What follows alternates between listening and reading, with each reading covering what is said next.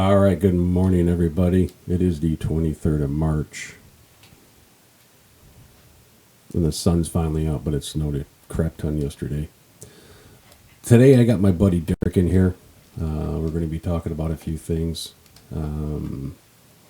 Drones, how the hunting industry has turned, what his thoughts are on all that. So we'll get right into it. Sit back, relax, keep your hands and feet inside the ride at all times, and let's go.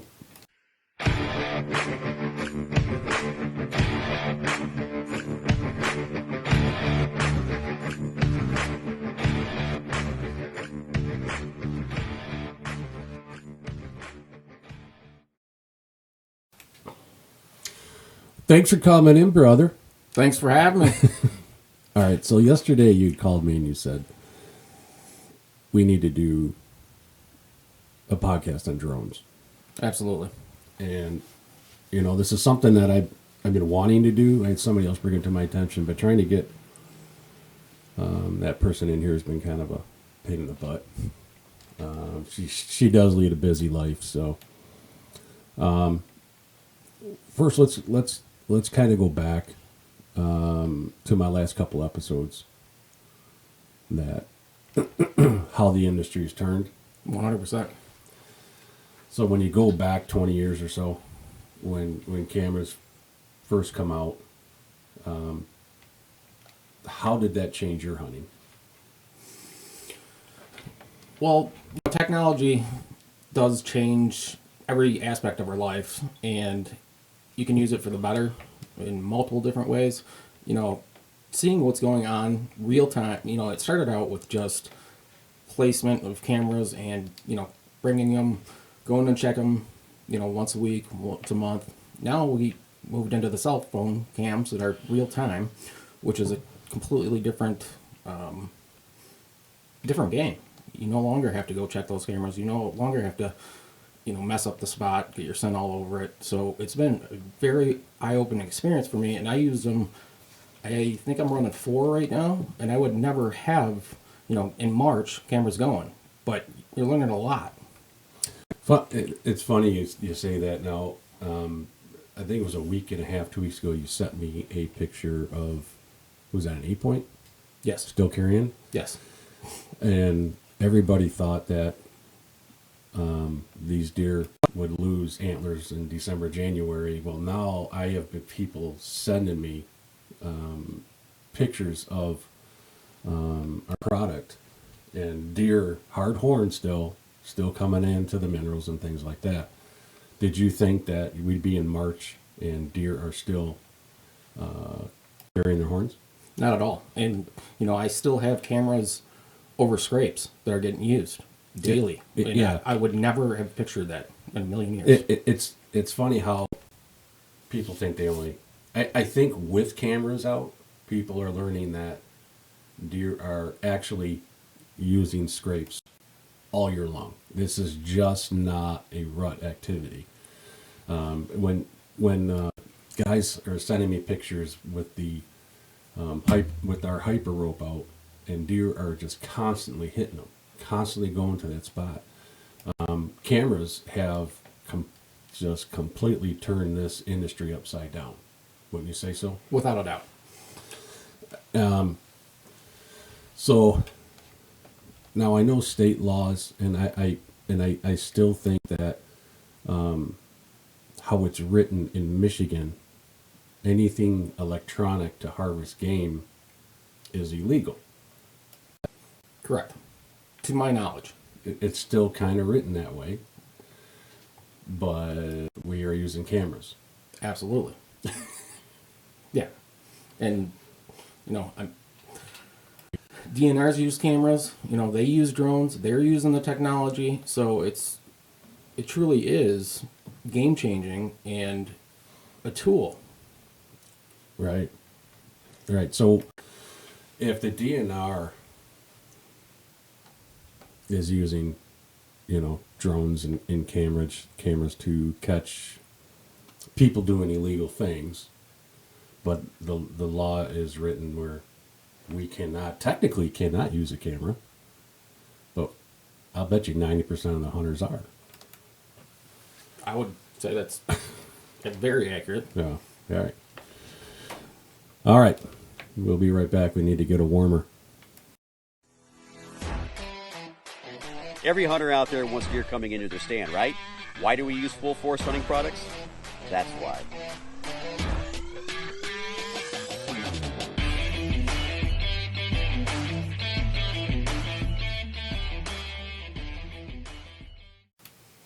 Okay, we're back. We're talking about electronics and hunting. Using a drone, your thoughts on if Michigan should or shouldn't let them find their deer or find game with that drone. What's your thoughts? So honestly, Dan, I don't know how anybody could be against using a drone to find deer. I think, whether it be trophy hunters, meat hunters, bird hunters, bear hunters, one thing that I think we can all agree on as hunters is the worst part about hunting is losing an animal. And if you hunt long enough, it's going to happen. So Right. why would the I DNR agree. not want you to use tools? Well, I know I know the law states you have to give every conceivable effort possible to find that animal. Correct. Now, if they don't allow this, I mean, this is a great tool to use. I mean, next to having snow on the ground and tracking the prints in the blood, I mean, that's the easiest way. But when you get into early fall, Absolutely. it's a different story. Early archery season, there's never snow. So Right. at least here in Michigan. Right. So I know in Michigan, it's not allowed whatsoever. None whatsoever. Now I got a list of states here that do allow you, and that's Kentucky, Maryland, Delaware. Now in Delaware, you can't use it. Looks like on state land you can use it on private. That's kind of how I'm reading that. Oklahoma, South Carolina, Missouri just opened theirs up.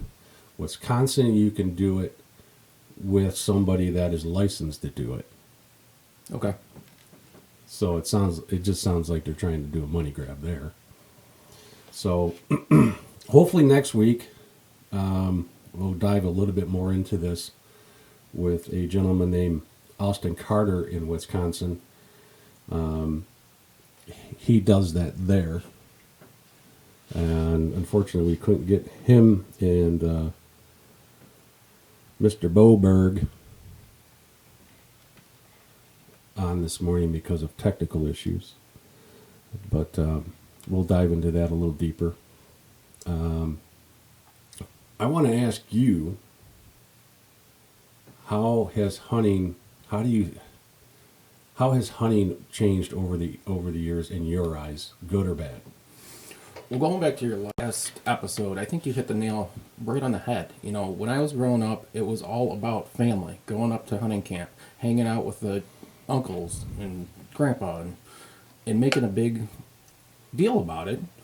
Sometimes getting out of school as a youngster and really having that tradition and, in some aspects, ushering into manhood, Mm-hmm. So, It's kind of a rite of passage sort of thing. Yeah, absolutely. And when your dad says you're going, that's the best thing you ever heard in your life, wasn't it? Oh, without a doubt. And you didn't sleep, you didn't do homework, you waited for that day, and that's what it was. That's what it was all about. And I truly think what I get out of hunting, and I would venture to say a lot of hunters out there, is memories. So, I look back on memories, and there's, obviously the special events in someone's life, the weddings, the births of a child, stuff like that stick out. But I don't know too much other things in life that have vivid memories like hunting comes. Right. I totally agree. I 100% agree with you on that. What was that? God, that was 10 years ago when you called me up and you said, hey, I just shot a big one, and I went over and helped you track it, and Yep. we never found it. Had we had a drone, we probably could have. But it's things like that, you know, that really concrete a relationship that, you know, you calling me and saying, hey, I need your help. That's awesome. I take that to heart. Well, one of my fondest memories is, you know, predator hunting, getting my bobcat with you. I mean, that was high fives, and Yeah, well, why is it that you're always shooting and I'm always calling? I'm just better than you. Or you're a better guide and let other people shoot. Yeah, I tell you, I just get more joy out of taking people out. You look around here, I'm burnt out on killing deer, dude. Oh, absolutely. I just, you know, do I care? No, not really. Do I like coyote hunt, predator hunt better? Oh, by far. It's a lot more fun. It's a lot of fun. It's just like what, a month and 2 months ago when you and I were out. We both threw some lead at that coyote and none of us hit it. Neither one of us hit it. Right. You sit back and you go, damn, we suck. Well, that and bringing Parker out, you know, my son, and Yeah, it's that stuff. you know? absolutely. It's that stuff. I took my little buddy out for the first time back in January, and he ain't, you know, he ain't never been coyote hunting. He just got into deer hunting, and I ran into him the other day, and he's like, that was the best. He goes, that's awesome. We didn't say anything. He goes, I can tell it's a fun thing to do. So now when you're talking about how the hunting industry has changed over the last 2 decades, I really do think the biggest swing was the monster buck videos. Those just put that was kind of like the icing on the cake to big bucks. Them and Mossy Oak, the big names, when they started putting their videos out and everybody's killing these giants. This is when the industry just went way off in the wrong direction. Now, granted, the industry made a lot of money. It made a ton of money during this time. At what expense, though? Right. The biggest expense is like I did it. I jumped on the bandwagon. I went off on my own to kill some deer.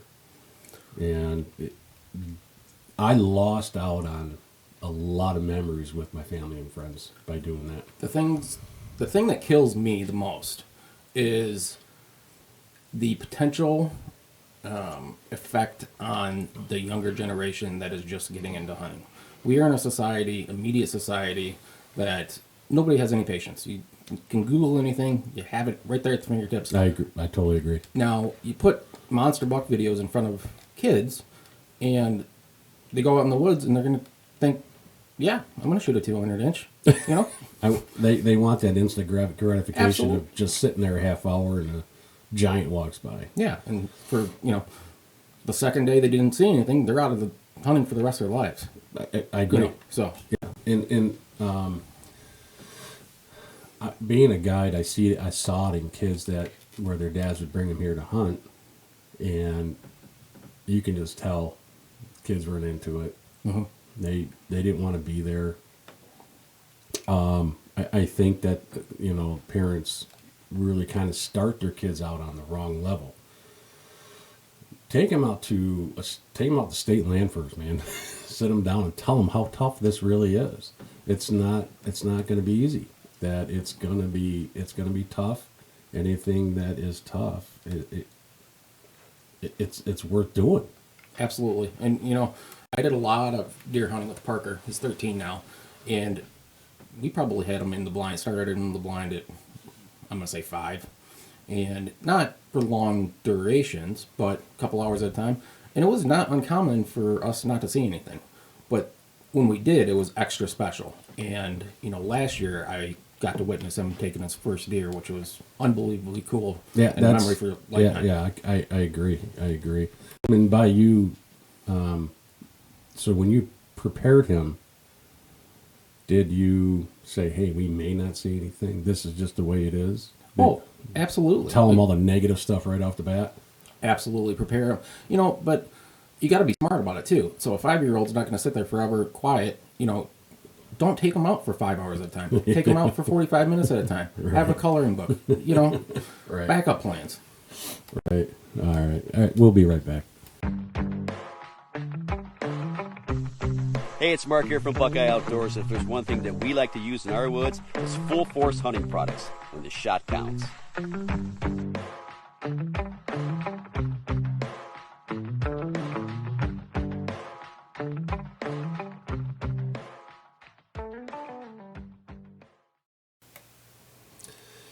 All right, we be back. So the industry has kind of really imploded on itself. All right, so now you got these guys out there shooting multiple 190, 200 inch deer on their private ground each and every season. Where do we go from here? Where do you think this industry is really going to go? Are we just going to try and grow that 250 inch deer, which I think is impossible, because by that time the age structure is just you're not gonna get them that old. Where do you think the industry is gonna end up? Do you think it's gonna go back to just hunting camps and being with family and friends, and filling the freezer, or do you think that people are gonna continue to go after the biggest buck they can find? What are your thoughts? Well, I'd like to think that it's going to circle back. Most things do in life, tilt one way and then go back the other way. So that would be my hope. And to your point of, you're only going to get so many big deer. And we're at a point that you can go shoot a big deer if you want to. Just depends on how much you want to spend. That, to me, is not the point of hunting. And if it is to people out there, more power to you. Go shoot a big deer, put it on your wall. I don't have a problem with that. But as far as the tradition of hunting and what I think most ethical, real hunters get out of it, I do believe it's the friendships, the relationships, the memories, and I do see it tilting back in that direction. Just a few minutes ago, you brought up a point about trophy hunters and meat hunters. Explain that. So yeah, there's obviously two camps. The guys that are meat hunters, they want to fill the freezer. And it's more important today than ever with I think I saw a $5 can of tuna fish at the grocery store last week, which is insane. Right. But so, providing that meat is a very important thing these days, and it always has been for myself and my family and my friends. So you do think it's the ultimate goal between the two is to provide meat? I believe so. Okay. Now, when growing up, cameras weren't around when we were teenagers and things like that. And how we used to scout was you'd find a trail and set up on the trail, and that was pretty much it. Mm-hmm. Unless you had farmland that you were hunting, and the farmer would tell you, hey, they're coming out over here. I also think that cameras do play a big role, a huge role in conservation. Letting the younger bucks walk. If you got this, 150, 160 inch deer, that's walking your property, and you have all these little 6 points and 8 points walking around you, you're going to pass on them because you know what's there, right? Without a doubt. And even as a meat hunter, you're going to want to take a doe. So you're going to want to let those smaller bucks walk. Yep, I agree. All right, man, that's going to wrap it up for this episode. Thanks for coming in, Derrick. Thanks for having me. And we'll see everybody next time. See ya.